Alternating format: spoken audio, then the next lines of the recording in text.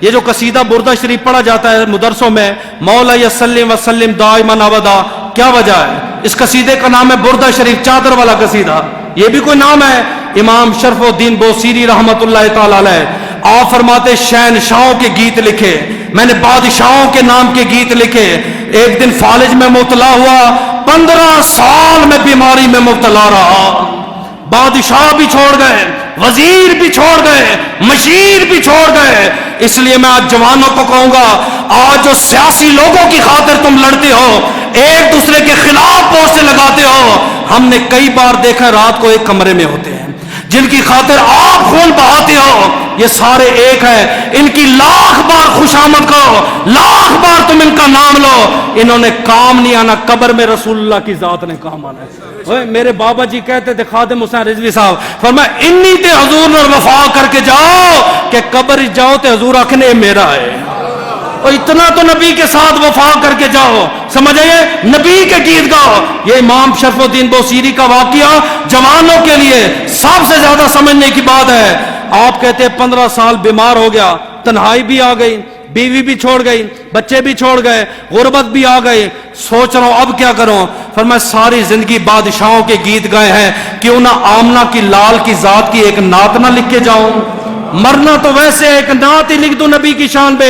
آپ کہتے ہیں میں نے شعر لکھا، مولا یسلم وسلم دائما ابدا، آپ کہتے ہیں میں لکھ کے سو گیا، رات کو سویا آنکھ کا لگنا تھا کہ خواب میں آمنہ کے لال کا دیدار ہو گیا، السلام علیکم، وعلیکم السلام۔ آپ کہتے ہیں میں نے حرکت دی جسم کو، یہ نبی آگے کھڑے تو استقبال تو کرو، ہے خواب؟ فرمایا السلام علیکم، وعلیکم السلام۔ بوصیری کیا ہوا ہے، کیوں حرکت دے رہے ہو؟ آقا میں کھڑے ہو کر آپ کا استقبال کرنا چاہتا تھا لیکن کر نہیں سکتا۔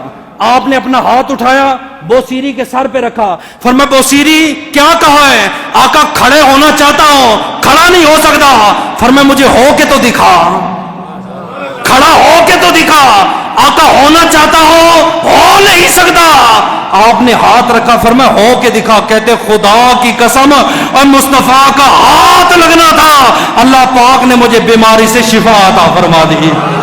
میں نے کھڑے ہو کے نبی کا استقبال کیا، میں نے کہا آقا کون سی نیکی پسند ہے یہ میرے خواب میں آ گئے ہو؟ فرمایا باقی باتیں بعد میں ہوں گی، پہلے میں محمد کو میری نعت تو پڑھ کے سنا۔ کہتے میں نے جھوم جھوم کے پڑھا، مولا یسلم وسلم دائما ابدا۔ پڑھنے کے بعد اللہ کے رسول نے فرمایا بوصیری جو میرے گیت گاتا ہے میں محمد اسے خالی نہیں جانے دیتا۔ ایک چادر شریف ہے، چادر شریف، اے میں تجھے چادر دے کے جا رہا ہوں، جا چادر پہن۔ آپ کہتے چادر پہنی، صبح کی نماز کا ٹائم ہے، وضو کیا، مسجد میں گیا، محلہ حیران ہے، امام مسجد حیران ہے، میرے پڑوس حیران ہے، وہ بوصیری چل رہا ہے، بوصیری اپنے پاؤں پہ کھڑا ہو گیا ہے۔ آپ کہتے ہیں میری تو خوشی کی انتہا، جیسے ہی میں نے نماز پڑھی نا باہر آیا، گلی کے نکر میں مڑا نا، ایک فقیر ہے، پھٹے پرانے کپڑے ہیں، بکھرے بال ہیں، اس نے میری چادر پکڑی، فرمایا بوصیری، میں نے کہا جی، فرمایا وہ قصیدہ مجھے سنا جو رات کو تو نے نبی کو سنا۔ اے فقیروں کی نگاہ بڑی تھی۔ آپ کہتے ہیں بھائی بات سنیں میری، آپ رات کو خواب دیکھیں مجھے نہیں پتا، میں دیکھوں آپ کو نہیں پتا، یہ بڑا راز ہے۔ آپ کہتے ہیں میں حیران ہو گیا اور پاؤں کے نیچے زمین نکل گئی۔ میں کہا فقیرہ ایک میں تھا، ایک میرے مدنی نبی تھے، تیسرا کوئی نہیں تھا، تجھے کیسے پتا چلا ہے؟ فرمایا یہ چادر میرے نبی کی ہے نا۔ فقیر کہتا اور میں نے کہا تجھے پتا کیسے چلا؟ اس نے کہا باقی باتیں بعد میں ہوگی، فقیری ہم محمد کی ہیں، ہم بیٹھ کے جب نگاہ اٹھاتے ہیں مدینہ بھی دیکھ لیتے ہیں، مدینے والا بھی دیکھ لیتے ہیں۔ اس نے کس کی دیدار کیا؟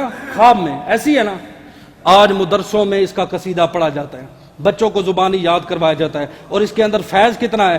بادشاہ کو جب پتا چلا اس نے لکھ دیا، اس نے کہا یہ لکھ کے ادھر رکھ دو۔ ایک نابینا ہے، اس نے کہا حضرت نابینا کوئی دوائی ہے؟ فرمایا ہے، قصیدہ بردہ شریف اس کی آنکھوں میں لگایا، اللہ پاک نے اسے بھی شفا عطا فرمائی۔ آج ہر مدرسے میں، اہل سنت و جماعت کے مدرسے میں یہ قصیدہ پڑھا جاتا ہے، سنا جاتا ہے۔ میں نے پوچھا کیوں؟ فرمایا اس بندے نے لکھا ہے جس نے خواب میں ایک بار نبی کو دیکھا۔